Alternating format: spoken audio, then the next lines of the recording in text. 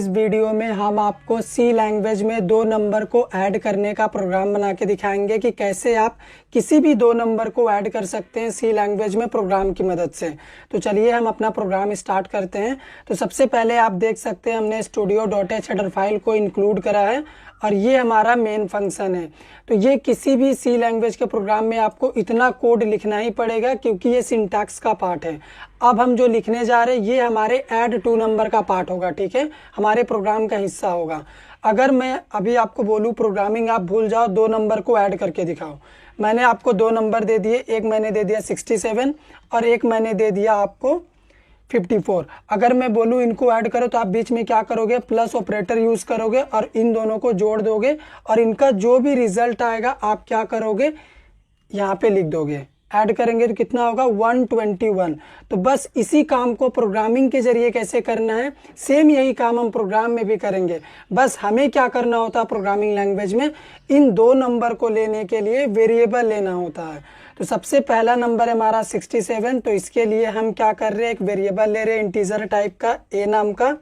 Second number है हमारा 54, तो इसके लिए हम एक वेरिएबल लेते हैं बी नाम का, ठीक है, और इनमें वैल्यू भी हम डाल दे रहे। पहला का वैल्यू है 67, दूसरे का वैल्यू हम दे देते हैं 54, ठीक है। हम रन टाइम में भी वैल्यू इनपुट लेके यूज़र से करके दिखाएंगे आपको। अभी हमें क्या करना है, बस ऐड करना है। तो प्रोग्रामिंग लैंग्वेज में हम नंबर को डायरेक्ट ऐड नहीं कर सकते, तो हमें क्या करना होगा, इस नंबर को कौन रेफर कर रहा है, ये वेरिएबल रेफर कर रहे हैं। तो हमें क्या करना होगा, इन वेरिएबल को ऐड करना होगा। तो अगर हम लिख दें a + b तो ये ऐड हो चुका है। अभी इनका रिजल्ट हमें स्टोर करके रखना होगा, जिस तरह से यहाँ पे हमने रिजल्ट स्टोर करके रखा था। तो इसके लिए भी हम एक वेरिएबल बना लेते हैं यहाँ पे ऐड नाम का, ठीक है। तो उस वेरिएबल को यहाँ पे डिक्लेयर भी कर लेते हैं। तो बन गया हमारा वेरिएबल। अभी हमें क्या करना है, बस अपने रिजल्ट को डिस्प्ले कर देना है। तो प्रिंटअप फंक्शन होता है सी लैंग्वेज में किसी भी रिजल्ट को डिस्प्ले कराने के लिए, आउटपुट को देखने के लिए। तो हमें किस तरह का रिजल्ट डिस्प्ले कराना है, इंटीजर टाइप का रिजल्ट डिस्प्ले कराना है, क्योंकि अगर हम इन दोनों इंटीजर नंबर को ऐड करेंगे तो इंटीजर नंबर ही तो आ रहा है। तो इंटीजर नंबर को रेफर करता है फॉर्मेट स्ट्रिंग %d, ठीक है। उसके बाद कॉमा देंगे हम यहाँ पे और हमारा फाइनल एडिशन किस वेरिएबल में है, इस वेरिएबल में है। तो इसको यहाँ पे हम क्या करेंगे, प्रिंट कर देंगे। हमारा प्रोग्राम बिल्कुल भी रेडी है। अभी हम क्या करेंगे, इस प्रोग्राम को सबसे पहले आपको सेव करके दिखाते हैं। सेव एस कर रहा हूँ मैं, इसका नाम हम दे देते हैं add.c, ठीक है। प्रोग्राम सेव हो चुका है। अभी इसको हम कंपाइल करते हैं। सबसे पहले एग्जीक्यूट वाले ऑप्शन पे जाएंगे, कंपाइल। तो देखो यहाँ पे एक भी एरर नहीं आया है, इसका मतलब प्रोग्राम सक्सेसफुली कंपाइल हो चुका है। अब हम इसे रन कर रहे हैं। तो आप देखिएगा यहाँ पे रिजल्ट हमारे आउटपुट स्क्रीन में यहाँ पे दिखेगा। थोड़ा सा वेट कर लेते हैं। तो यहाँ पे देखो 121 रिजल्ट आ चुका है, जो कि हम इन दोनों नंबर को ऐड करेंगे तो इतना ही होगा। आप चाहें तो अपने आउटपुट को और अच्छा बना सकते हैं। आपको यहाँ पे क्या लिखना होगा, आप लिख सकते हैं एडिशन ऑफ टू नंबर्स, ठीक है। आप अपने समझने के लिए इस तरह का मैसेज दे सकते हैं। अभी अगर इस प्रोग्राम को हम कंपाइल एंड रन करें तो आपको बेटर समझ में आएगा। देखो यहाँ पे ये मैसेज भी आ चुका है, एडिशन ऑफ टू नंबर्स 121।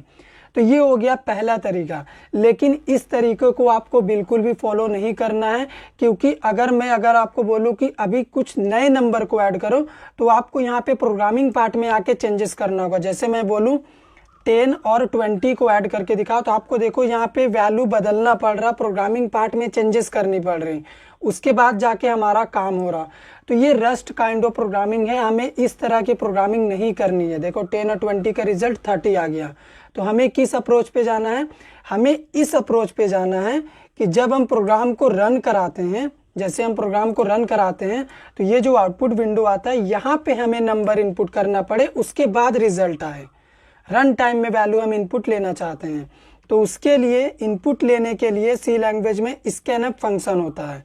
तो हमें कितनी वैल्यू इनपुट लेनी है, दो वैल्यू लेनी है। तो दो बार %d फॉर्मेट स्ट्रिंग हम यूज़ करेंगे, क्योंकि हम दो नंबर को इनपुट करने के लिए जा रहे हैं। यहाँ पे कॉमा देंगे, उसके बाद %a, पहला नंबर a में इनपुट करेंगे, उसके बाद %b। 2 नंबर इनपुट हो चुका है, लेकिन हम चाहते हैं कि जब ये नंबर इनपुट हम करें उससे पहले हमें एक मैसेज मिलना चाहिए कि आप नंबर इनपुट करिए। तो प्रिंटफ फंक्शन की मदद से हम बस अपने समझने के लिए यहाँ पे मैसेज दे रहे हैं एंटर 2 नंबर्स। ठीक है, ये मैसेज बस समझने के लिए है। तो अगर इस प्रोग्राम को अभी हम रन करते हैं तो आप देखिएगा इसका आउटपुट कितना इफेक्टिव रहेगा। सबसे पहले एंटर 2 नंबर्स, आप कोई भी 2 नंबर इनपुट करो, आपकी मर्जी। ठीक है, अभी सेकंड नंबर हम इनपुट कर देते हैं। तो देखो एडिशन ऑफ 2 नंबर यहाँ पे रिजल्ट आ चुका है। इन दोनों को आप अगर ऐड करोगे तो इतना ही रिजल्ट आएगा जो यहाँ पे दिख रहा है। तो प्रोग्रामिंग लैंग्वेज में अलग अलग तरह की वैल्यू को रिप्रेजेंट करने के लिए अलग अलग तरह का फॉर्मेट स्ट्रिंग होता है। जैसे ये इंटीजर वैल्यू है, तो इंटीजर वैल्यू के लिए हमने इंट टाइप का 2 वेरिएबल बनाया। इन दोनों वेरिएबल में नंबर को इनपुट लेने के लिए फॉर्मेट स्ट्रिंग %d होता है इंटीजर वैल्यू के लिए। हमने 2 नंबर यहाँ पे इनपुट लिया, उसके बाद उन दोनों को हम ऐड किए, उसके बाद एडिशन का रिजल्ट इसमें आया था तो हमने इसको यहाँ पे प्रिंट कर दिया। तो हमारा फाइनल रिजल्ट यहाँ पे डिस्प्ले हो चुका है। अगर आपको हमारा प्रोग्राम समझ में आया हो तो वीडियो को लाइक करिए, शेयर करिए, और अगर आपको कंप्लीट सी प्रोग्रामिंग सीखना है तो इस वीडियो पे क्लिक कर दीजिए जो आपके स्क्रीन में आपको दिख रहा है। इस वीडियो को देखने के बाद मैं आपको गारंटी देता हूं कि आप पूरा सी प्रोग्रामिंग बहुत ही अच्छे से सीख जाओगे।